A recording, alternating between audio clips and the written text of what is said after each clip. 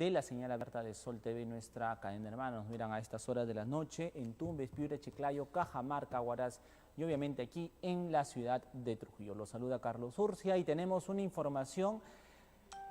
Por fin, Pedro Chávarri decide renunciar a la Fiscalía de la Nación.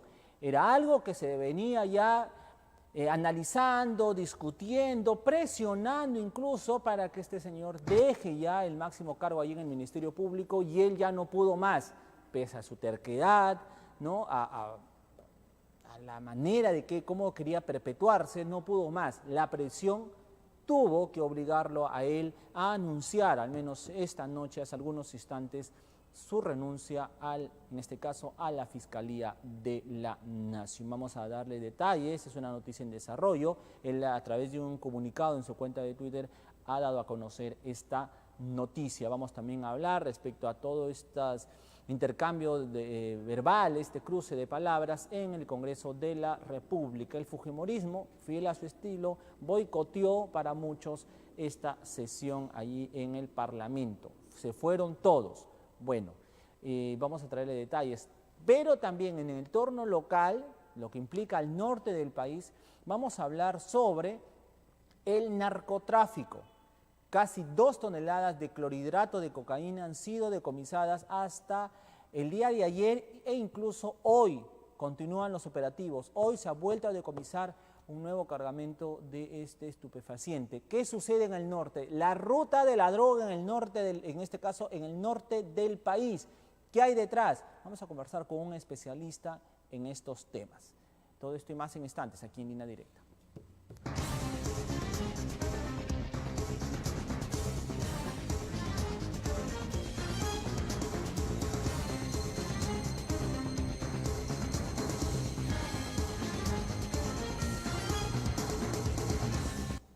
Bien, amigos, vamos a darle esta información ocurrida hace algunos instantes. Pedro Chávarri anunció su renuncia, en este caso, a la Fiscalía de la Nación.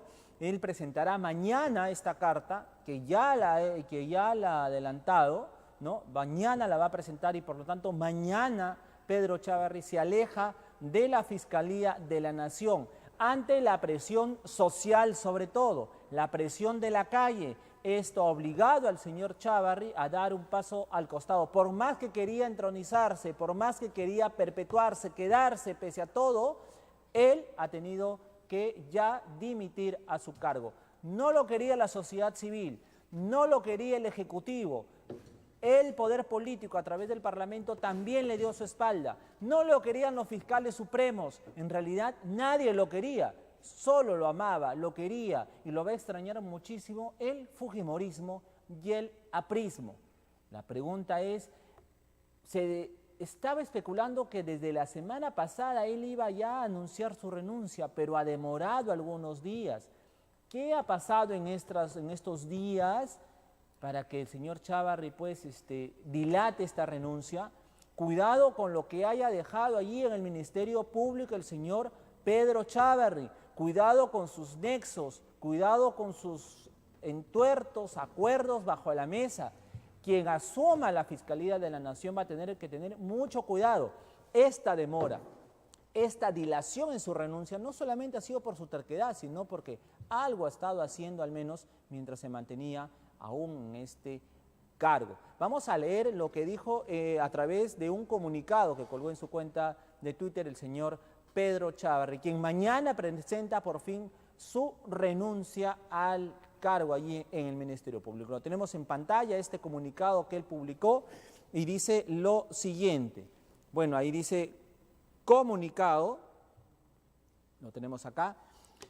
En aras de la autonomía del Ministerio Público y a fin de evitar que otros entes también autónomos se vean igualmente vulnerados inconstitucionalmente, como demócrata con una trayectoria limpia e impecable, esto dice aquí por si acaso, en la impartición de justicia, claro, si no recordemos a los hermanitos, bueno, sigo leyendo, disculpen ustedes, y si soy pretexto para que continúen estos actos ilegales contra la institución a la que represento como fiscal de la Nación, estoy convocando a Junta de Fiscales Supremos para el día 8 de enero del 2019 como fecha en la que, por respeto a mi institución, el amor a Dios y a mi familia, presentaré mi carta de renuncia al cargo de fiscal de la Nación. De esta manera, entonces, Pedro Chávarri anuncia ya su retiro a este máximo cargo. Hay que recordar que él fue elegido fiscal de la Nación el 7 de junio del 2018 ante una polémica. A su juramentación ni siquiera fue el presidente de la República. Juró el cargo el 20 de julio, último con numerosas críticas en su contra. ¿Por qué? Por los audios que probarían diversos nexos entre él y el juez supremo César Inostroza, su hermanito, que ahora está en España. Huyó extrañamente ante la complicidad del fujimorismo, quien no tramitó la acusación constitucional en el Congreso, ¿no? Y a ellos se los está vinculando como parte de una organización criminal, los Cuellos Blancos del Puerto, ¿no? Y ahí ya la última acción polémica que tuvo fue que ya a pocas horas de terminar el año 2018 decidió remover pues de sus cargos al fiscal Vela y también Domingo Pérez. Pero esto, otra vez, la presión social obligó a que se les reponga, solo restituya en su cargo. Entonces, Pedro Chávarri mañana anuncia su renuncia, en este caso, al cargo de fiscal de la Nación. Bien, pero esto no te queda ahí. También ha habido unas discusiones verbales en el Congreso, altisonantes. Le dijeron de todo al fujimorismo, le llovió tupido al fujimorismo, le dijeron que estaba con un acuerdo para la impunidad criminal corrupta que existe en el país. Bueno, los fujimoristas no tuvieron mejor idea que retirarse mejor del pleno. No, dicen, esto no haga conmigo, no puedo defender más, mejor nos vamos. Nos están dando con palo, todos nos están acusando, mejor nos vamos y dejamos el pleno. Obviamente, detrás, ¿qué originó esto? La suspensión, obviamente, del debate ahí en el Congreso. Álvaro Pérez estuvo esta mañana allí, fue protagonista de todos estos hechos. Álvaro, buenas noches, no detalles pues de lo que estamos anunciando. Buenas noches, Carlos Urcia. Buenas noches, queridos televidentes. Estamos transmitiendo desde la Central de Informaciones de Sol TV y Sol TV+. Quiero comentarles que el día de hoy, en el Pleno del Congreso, se iba a ver la reestructuración de la Subcomisión de Acusaciones Constitucionales para llevar de una vez las denuncias del fiscal de la Nación, el señor Pedro Chávarri, y al mismo tiempo también se iba a evaluar el proyecto de ley del Ejecutivo para reorganizar el Ministerio Público. Al final no se pudo porque Fuerza Popular se fue del hemiciclo. Tenemos todos los detalles en instantes para Línea Directa.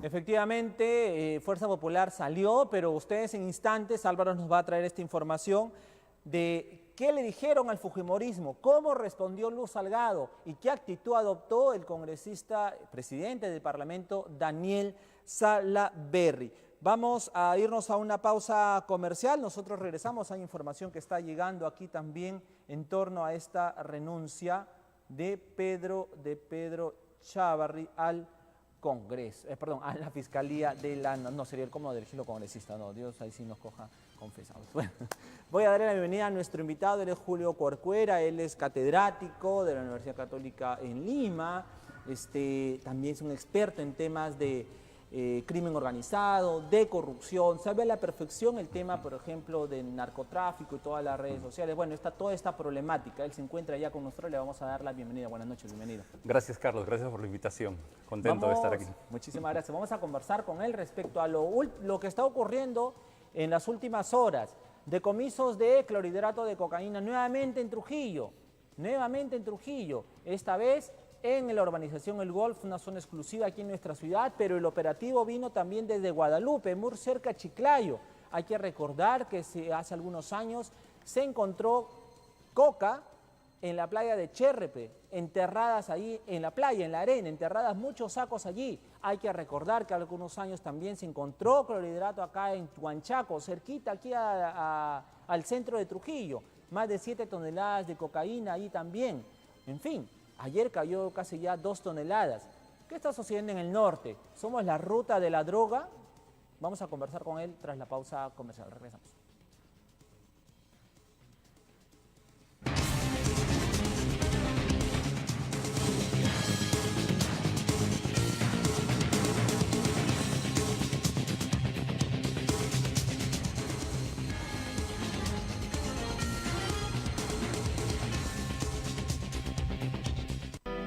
Hartec, especialistas en ejecución de proyectos tecnológicos para el sector público y privado. Además, operaciones y mantenimiento preventivo y correctivo. Si buscas seguridad y control, ven a Hartec. Redes, conexiones y comunicaciones, ven a Hartec. Informática y sistemas, ven a Hartec. Espacios inteligentes, ven a Hartec. Además, productos de última tecnología para la oficina y el hogar. Girón San Martín 426, Trujillo.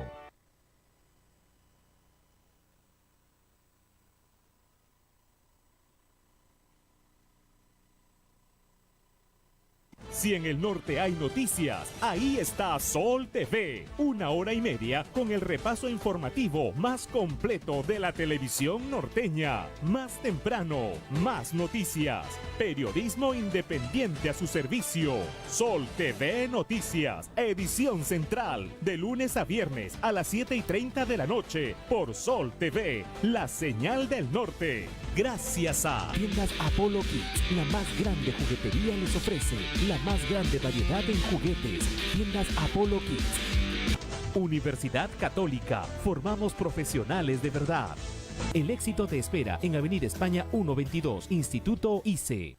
Inicio de clases, 7 de enero. Pablo Casal. Inicio de clases, 7 de enero.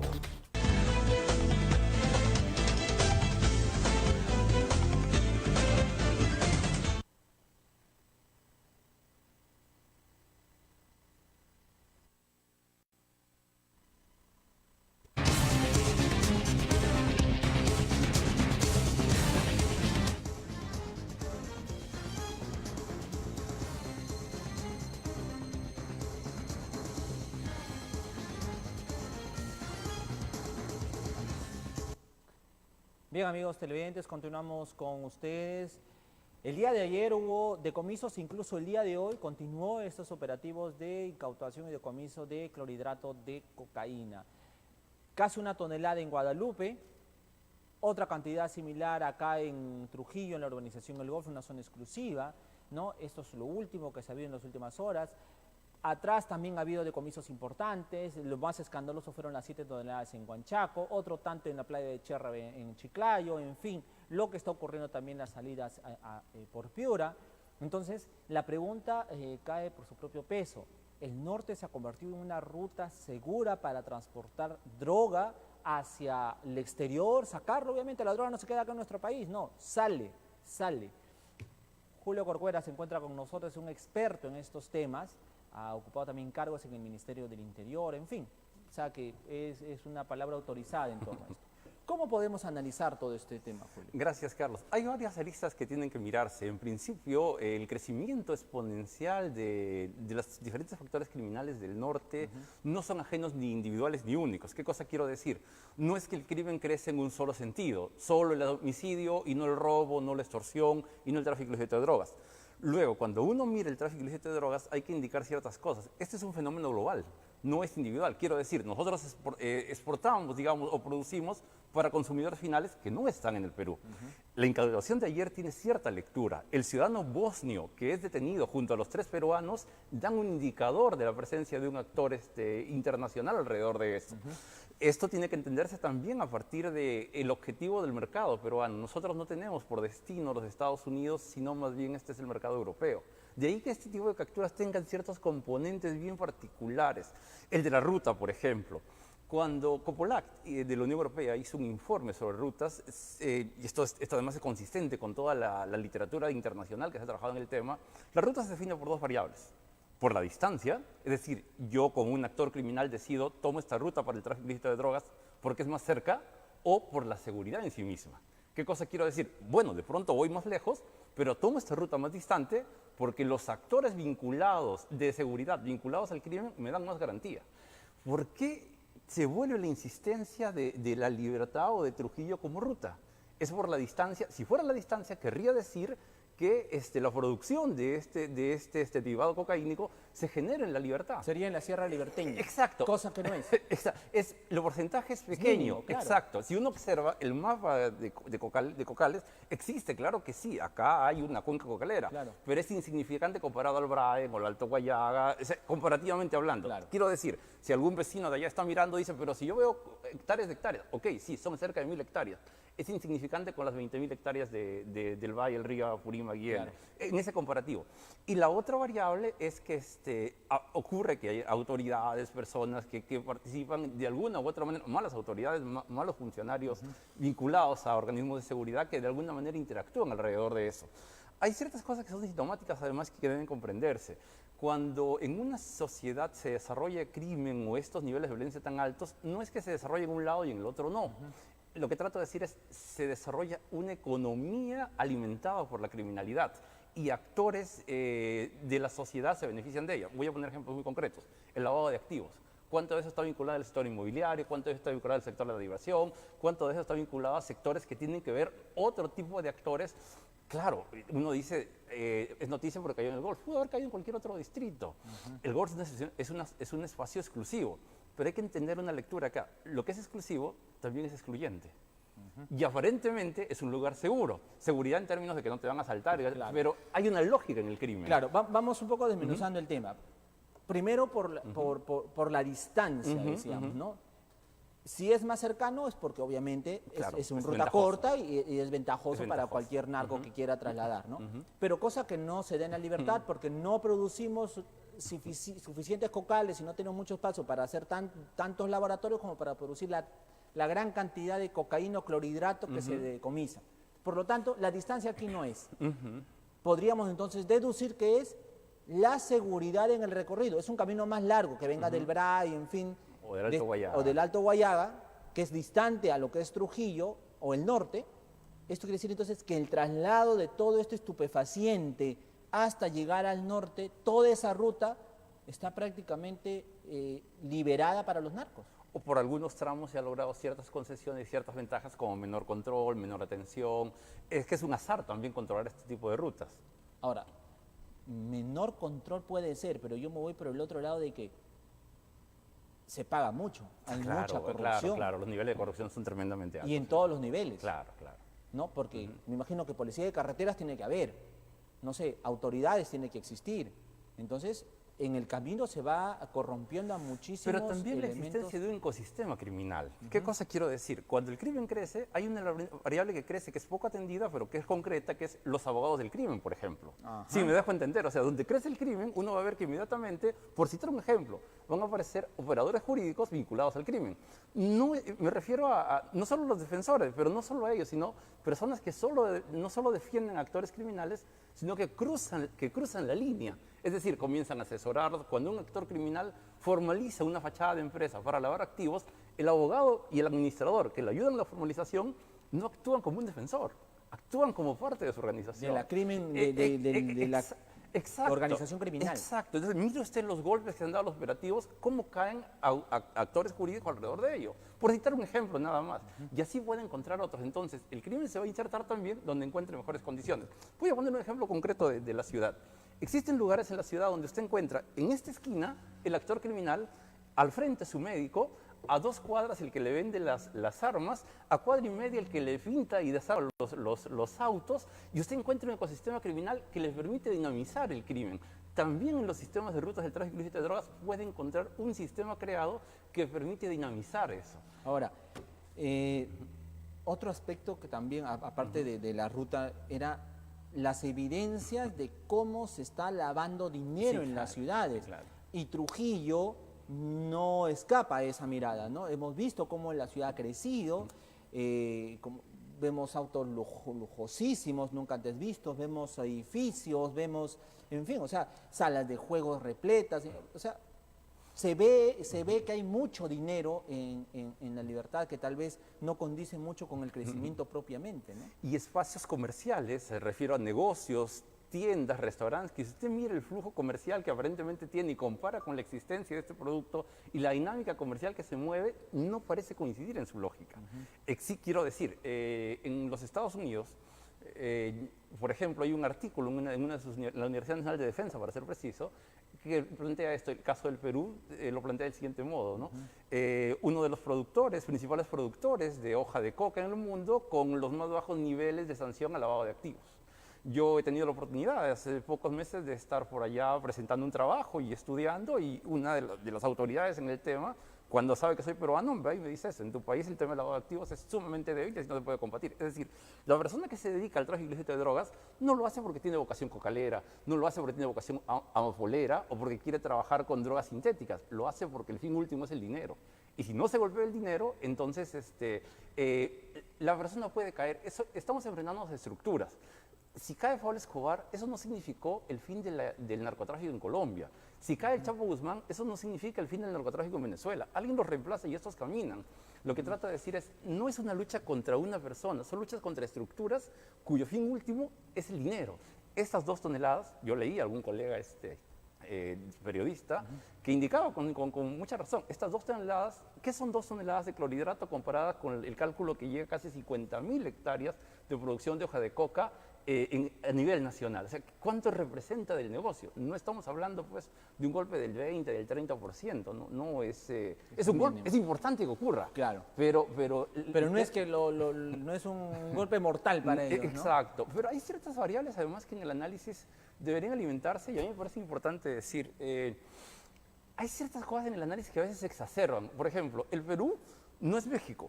Cuando yo me paso, cuando escucho personas decir el Perú se está mexicanizando, eso implica que la persona que lo dice conoce qué pasa en México. Trujillo es Tijuana, Trujillo no es Tijuana, los fenómenos son completamente distintos, los mercados son distintos. Voy a poner un solo ejemplo. El vecino de México es el primer consumidor de cocaína en el planeta. Nosotros no tenemos ese vecino, no tenemos un vecino que levante eso. Alguien me dirá, Brasil consume, sí, pero no es comparable.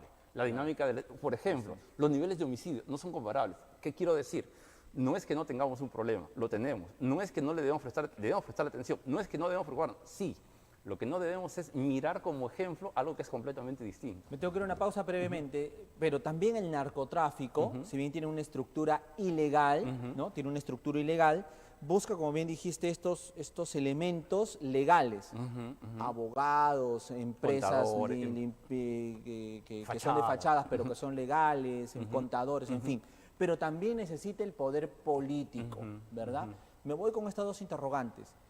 Perú está a un paso de convertirse en un narcoestado, y la segunda interrogante es lo que está ocurriendo ahora, lo que estamos viendo con los cuellos blancos del puerto, ¿no? Nostroza, Chávarri, en fin. Eso es porque está en el Callao, un puerto que por ahí sale muchísima coca. Tenemos el puerto de Salaverry recién concesionado. ¿Tenemos que tener riesgo ante esto? Nos vamos a una pausa y regresamos para seguir conversando con Julio Corcuera, experto en estos temas de crimen organizado, corrupción. Él ha sido parte del Ministerio del Interior, de Vida, en fin. Tiene pues los pergaminos para hablar del tema. Regresamos.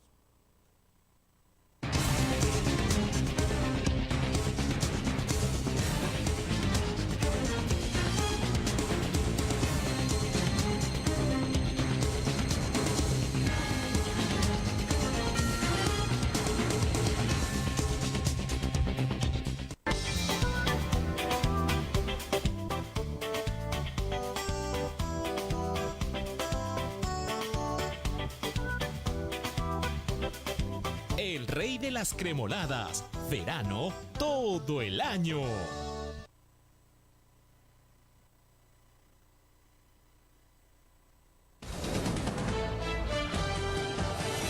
Inmediatez, las noticias al momento, en el momento que ocurren. Noticia en desarrollo, información en vivo. Participación, tú eres el protagonista. Y ya sabes que puedes interactuar con nosotros a través de nuestras redes sociales. Independencia, todas las voces de la noticia para que se forme una opinión objetiva. La información no se detiene. En donde estés, ahí está. Sol TV Noticias. De lunes a viernes a las 6 de la mañana, aquí en Sol TV, la señal del norte. Gracias a Servicio Buscama Trujillo Piura, en Trafesa, 41 años, siempre pensando en usted. La Factoría Servicios, Avenida América Oeste, Manzana de Prima, Lote 15, Urbanización El Cortijo. Tiendas Apollo Kids, la más grande juguetería les ofrece la más grande variedad en juguetes. Tiendas Apollo Kids. Ven al Paisa de Santa Inés, San Andrés, Las Quintanas, Santa Teresa de Ávila y frente al mar de Huanchaco.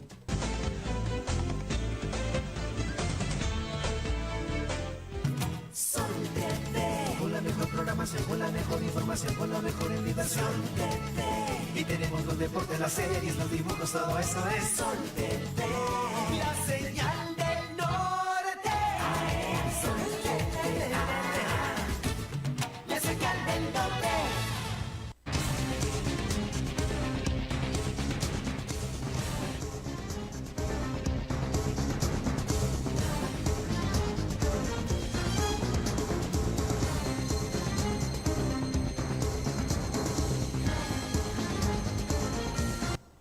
Bien, amigos televidentes, continuamos con ustedes. Estamos hablando respecto a todas las implicancias de los últimos decomisos de clorhidrato de cocaína en Trujillo, en Guadalupe, y si es que el norte se ha convertido pues ya en una ruta privilegiada para el traslado de todos estos estupefacientes. Hemos determinado de que hay, por las evidencias, seguridad, al menos para los narcotraficantes, de trasladar desde el BRAE, desde el Guayaga, toda esta coca hacia el norte. Hay una seguridad. No es la primera vez que se ha decomisado, ha sido escandaloso los decomisos, pero parece que hay carta blanca para ellos. Segundo es la estructura de defensa que tienen especializada, abogados, contadores, que también están inmersos para limpiar el dinero a través del lavado de activos. Y creo que también eso es más que evidente. Pero también ellos, los narcotraficantes, desean el poder político y comienzan a meterse en las diversas instituciones del Estado, en el Congreso, en el Poder Judicial, en el Ministerio Público, en la Policía Nacional, y esto nos hace repensar nuevamente. Perú se está convirtiendo, si ya no lo es, en un narcoestado. Julio, tú eres el experto.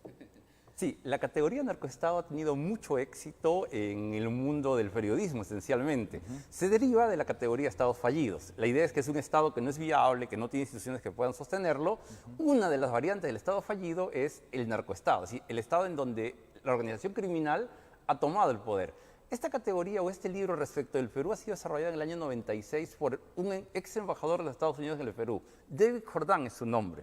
Y él desarrolla las categorías respecto a 5 niveles para hablar de narcoestado. En su momento, en los años 90, él los clasifica, me remito precisamente a la cita del texto de él que se llama Democracia, Drogas y Estado en América Latina y se refiere al Perú, que el Perú estaba casi en un narcoestado.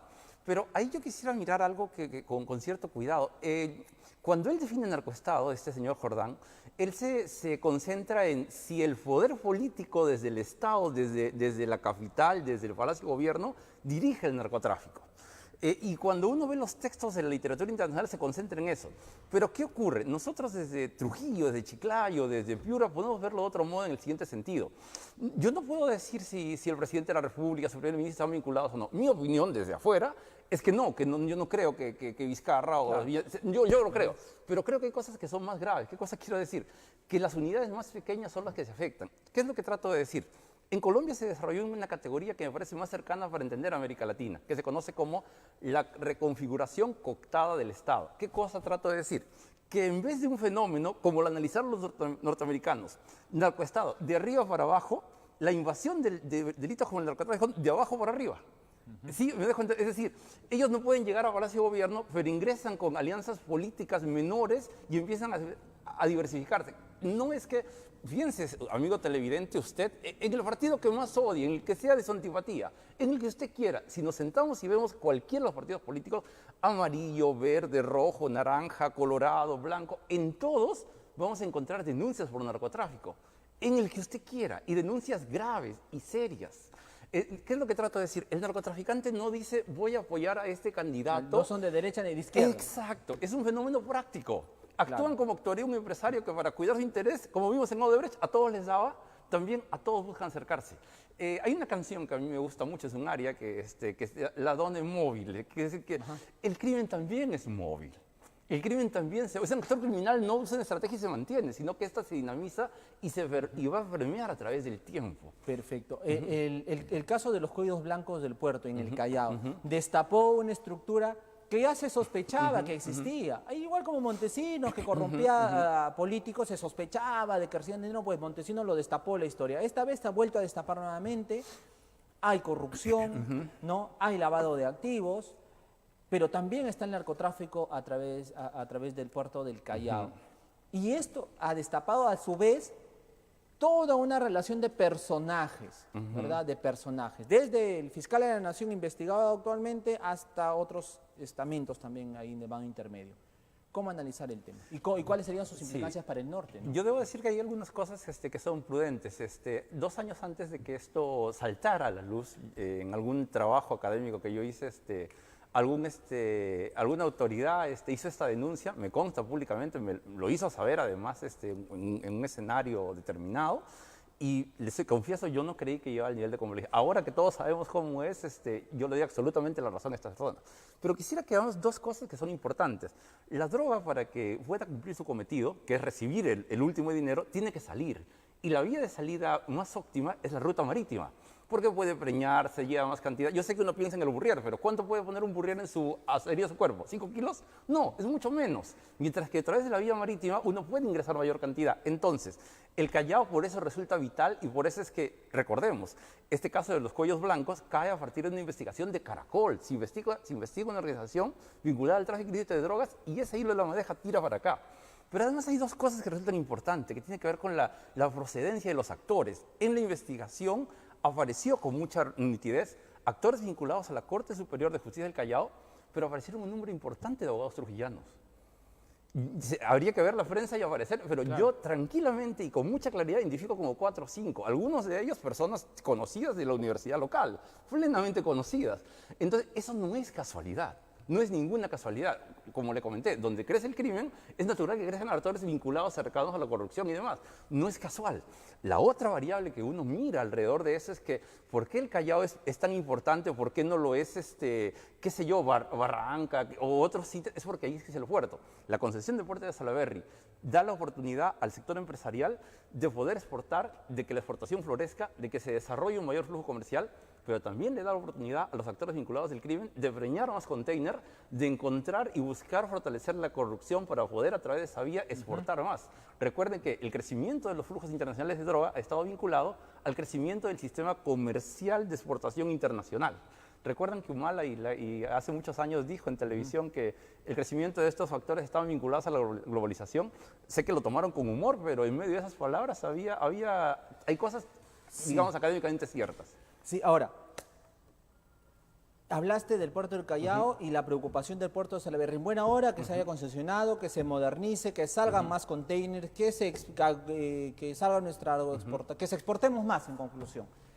Sin embargo, también esto va a generar la preocupación de que puedan preñarse, o sea, camuflarse droga.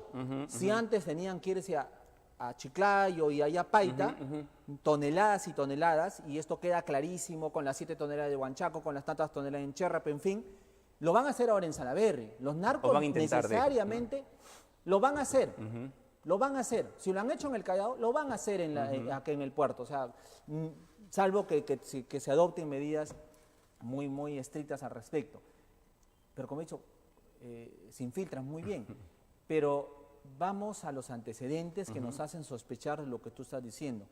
Hace algún tiempo había en el puerto de Salaberry un escáner que detectaba, ¿no?, y el escáner se desactivó, y desapareció y se fue y nunca más lo instalaron. Entonces dejaron al puerto pues expuesto a... y es fácil de hacerlo, ¿no? Es fácil de hacerlo. ¿Cómo evitarlo? Es bastante compleja la pregunta. Yo quisiera remitirme, pongan lo que le pongan un escáner o pongan...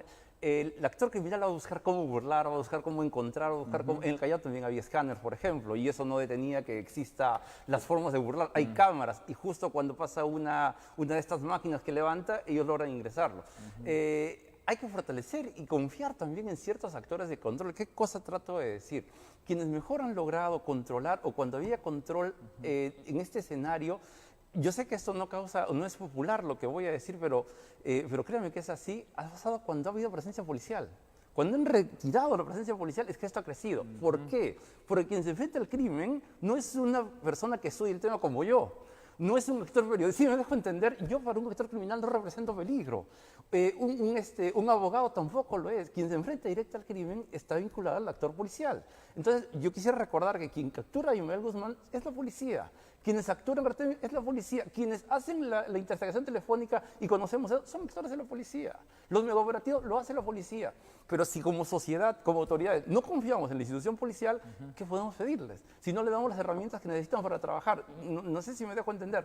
La lucha entre las instituciones civiles y demás no es contra la policía, la lucha es contra el crimen. Entonces, cuando un policía ayuda en nuestra tarea, hace bien o colabora con nosotros, no le damos la publicidad o la precisión que se le da, por ejemplo, cuando nos trata mal. Y ponemos el video en Facebook y rebota. ¿Qué es lo que trato de decir? La primera línea de lucha contra el crimen tiene que ver con esa institución. La preocupación por que esa institución funcione bien y porque tenga las herramientas para funcionar es un tema que nos compromete a nosotros, desde la sociedad civil, pero desde el sector empresarial también. Yo, y en primera persona, puedo decir que hemos intentado en algunas ocasiones, por ejemplo, trabajar en el puerto del Callao, particularmente en el aeropuerto, y en algunas ocasiones algunos actores de la empresa privada no lo han detenido, no les ha parecido cómodo, por citar un ejemplo, ¿no? Claro.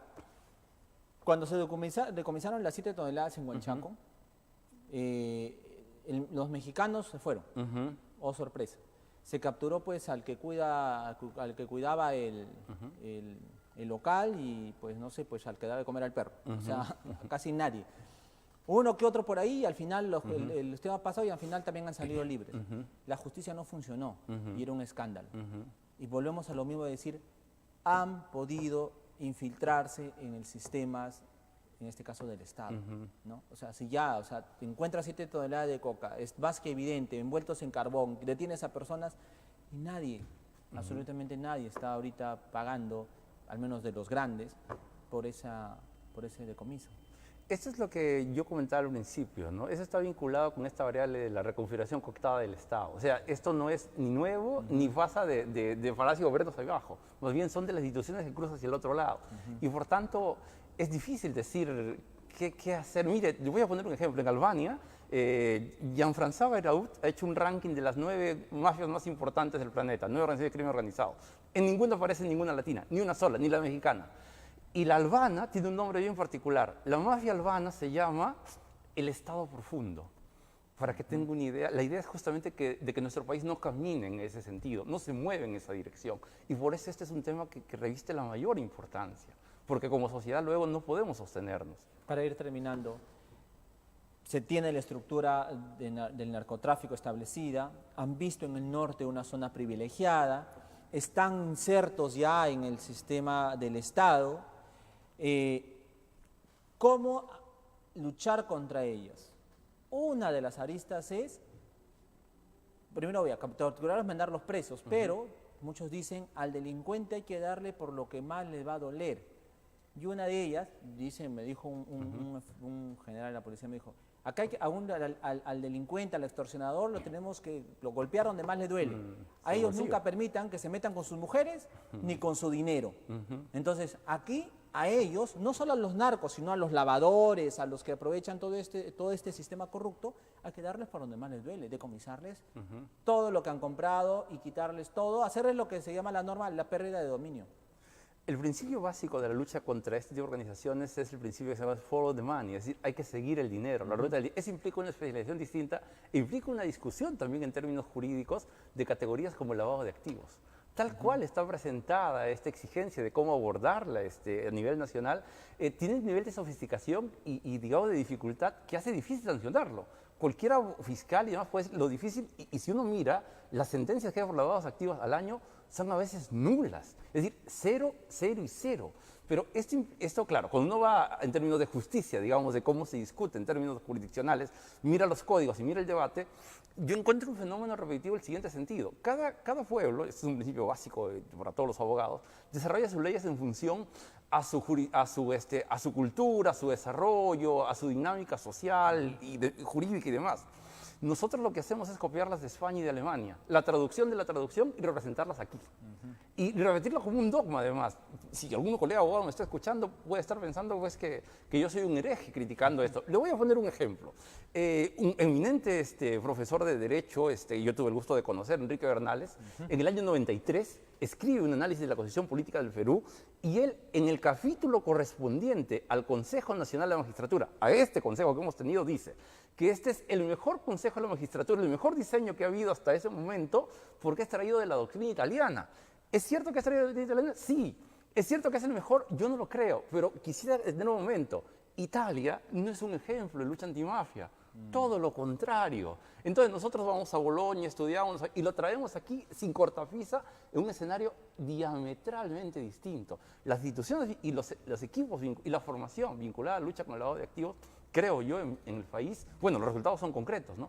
Es débil. Presionar el bolsillo, presionar la ruta, que es el objetivo final de los actores criminales, contribuiría directamente a...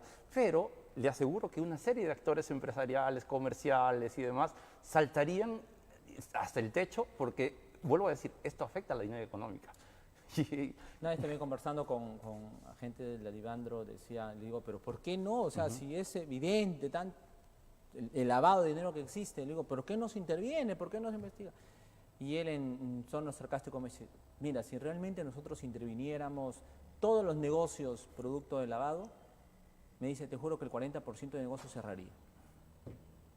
Yo no podría firmar la firma, pero sí le diría que habría más involucrados con claridad de los que...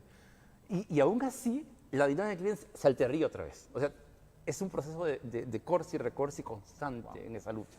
Bueno, tarea ardua que nos toca a todos al respecto. Efectivamente, la lucha no tiene que parar y bueno, como los buenos somos más, dicen, ¿no? Así que vamos a ver qué tanto podemos resistir a estas mafias. Claro que sí. Muchísimas gracias. No, a la ha hora. sido un gusto tenerte. Igualmente. Ahora sí, buen viaje. Aprovechando su visita en nuestra ciudad, obviamente estuvo conversando con nosotros Julio Corcuera. Bien, amigos, nos vamos a una pausa comercial. Tras la misma, ustedes verán la discusión que se generó allí en el Congreso de la República. Le llovió tupido a los fujimoristas. Volvemos.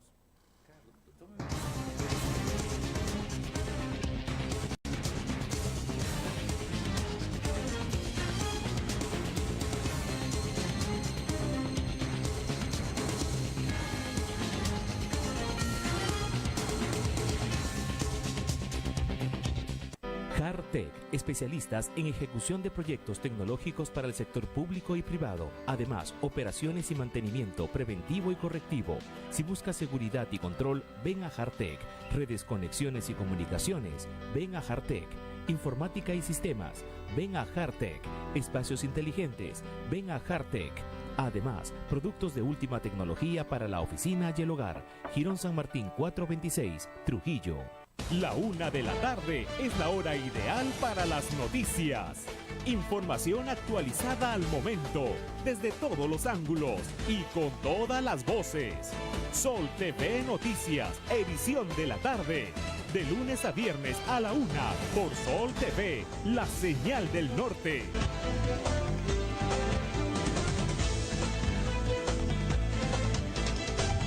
Disfruta junto a Nadia y Alan de una experiencia divertida. Falso. Cierto. ¡Cierto! La verdad. Profunda. ¿No solamente asesinó a tus hijos ese día? Llena de variedad. Celebra cada semana las historias de éxito de personas que entendieron que vivir es mucho más que existir. Llénate de vida con Vive Más por tu canal favorito. Por Sol TV, la señal del norte.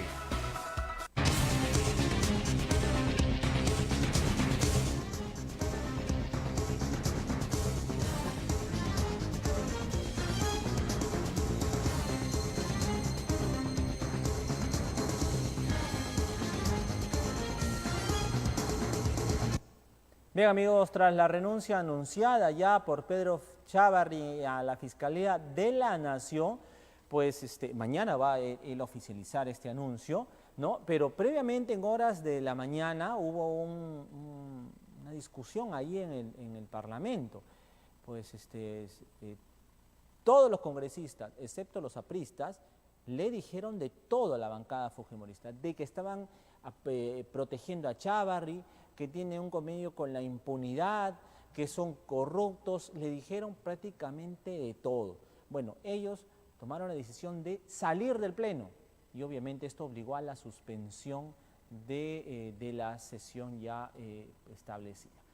Álvaro Pérez estuvo allí, tiene detalles de todo este cruce de palabras. Álvaro, muy buenas noches, adelante contigo nuevamente.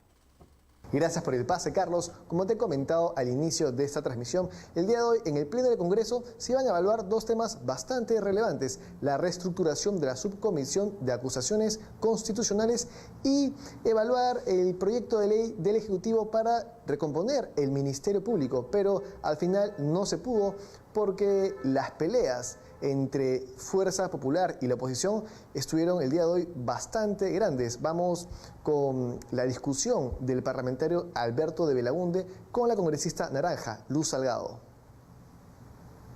Un poco de vergüenza, presidente. El país reclama que el Congreso escuche a la ciudadanía. No se está escuchando a la ciudadanía. Siguen blindando a Chávarri de manera vergonzosa. Boicotean la Junta de Portavoces para evitar que este tema pueda ser visto. La Subcomisión de Acusaciones Constitucionales se niega a ver la denuncia constitucional. Pueden gritar todo lo que quieran, presidente. Acá están las fuerzas democráticas que no se dejan avasallar, están de salida. Pero si ustedes siguen gritando, no me van a permitir a mí pedirle al congresista lo que ustedes quieren. Por eso, por alusión, le voy a dar uso a la palabra al congresista Salgado para que le solicite al congresista de Belaúnde la frase ofensiva. No es alusión, señor, sino que ha dicho una falsedad y nos ha acusado a toda la bancada que tenemos un pacto con la impunidad. Y eso es lo que pido que retire. Por favor, congresista, tenga usted la caballerosidad de retirar esa palabra, porque no puede calificarnos a todos de este pacto de impunidad, sino me va a tener que probar a mí qué pacto de impunidad tengo yo. Justamente por la caballerosidad no voy a retirar las palabras, presidente.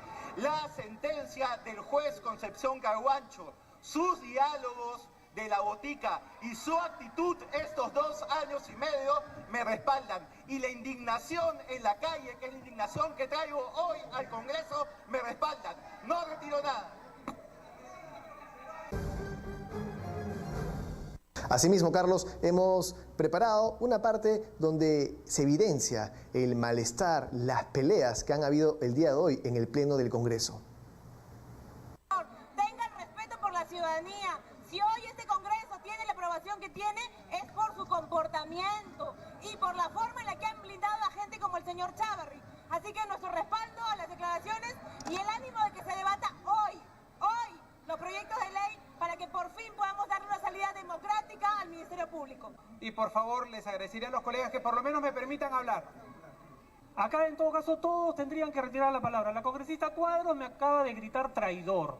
Yo no le he pedido que retire la palabra porque no me siento afectado. Entonces le pido por favor que guarden la compostura porque gritando no van a solucionar nada. Congresista Violeta, continúe por favor para evitar este triste espectáculo que están dando algunas bancadas. Señores congresistas, sean coherentes con lo que ha expresado su vocero. Han dicho que no quieren boicotear esta sesión del Pleno. Y es lo único que están haciendo. Es lo único que están haciendo. Si ustedes creen que el congresista de Belaúnde ha infringido el reglamento o congresista, quien dirige el debate soy yo, procedan.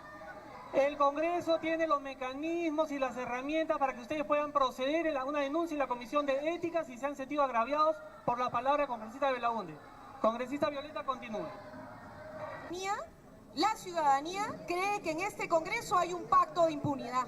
Porque lo cree la ciudadanía, señores. ¿Saben por qué? Porque resulta que ustedes...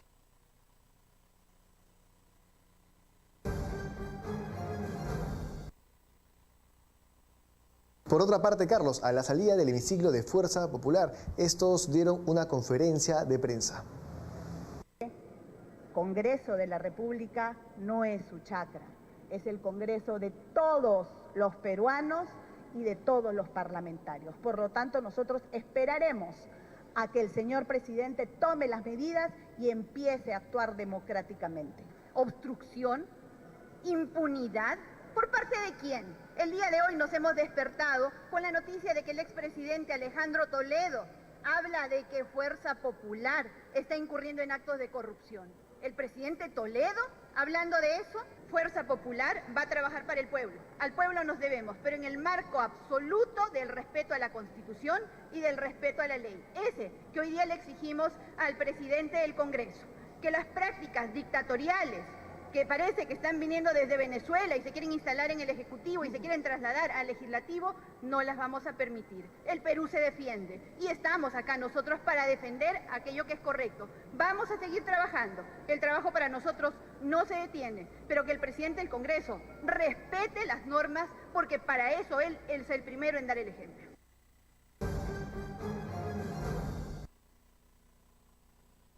Y Carlos, quiero comentarles que al final el presidente del Congreso, el señor Daniel Salaverry Villa, se vio obligado a suspender esta sesión. Quiero informarles que desde el 21 de agosto del año 2012, el Consejo Directivo acordó a autorizar al presidente del Congreso a definir el contenido de la agenda que debe publicarse antes de cada sesión del Pleno. Esto se viene haciendo desde hace 7 años. Ni en la gestión de la congresista presidente en ese entonces Luz Salgado, ni del congresista presidente en ese entonces Luis Galarreta, la agenda ha pasado por Consejo Directivo. Siempre la agenda la ha armado el presidente de la mesa directiva. Así que las cosas claras.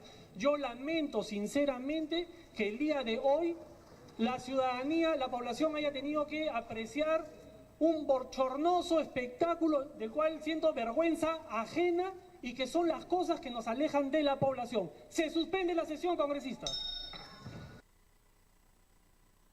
Carlos, nosotros nos despedimos y te damos el pase al foro de Sol TV para que sigas con la conducción de Línea Directa.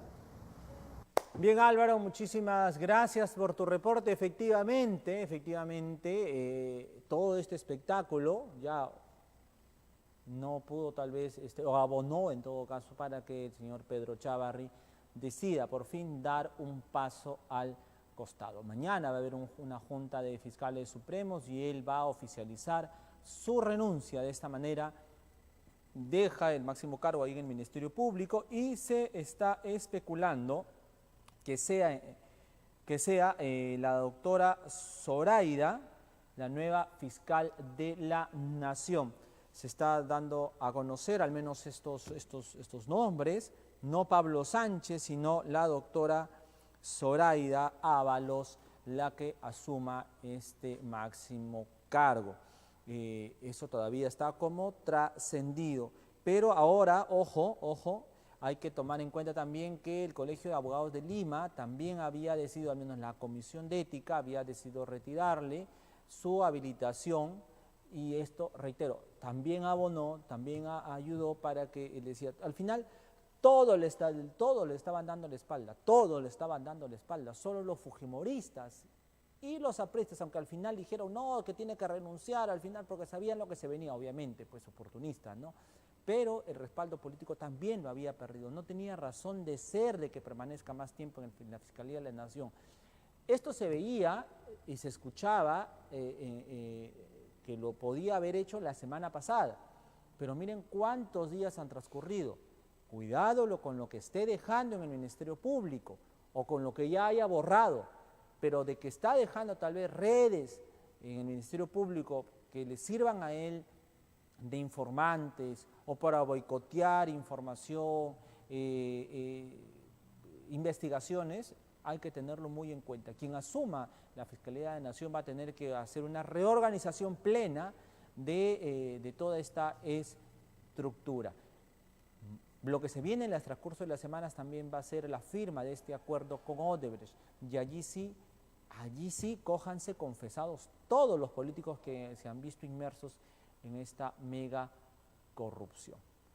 Bien, nosotros ponemos punto final de esta manera al programa por el día de hoy. Ustedes pueden ingresar ya al Facebook de Sol TV Perú y responder la pregunta del día que tiene relación con Pedro Chávarri y su renuncio. Mañana a las 6 en punto de la mañana ustedes van a amanecer bien informados al estilo de Sol TV y Sol TV+.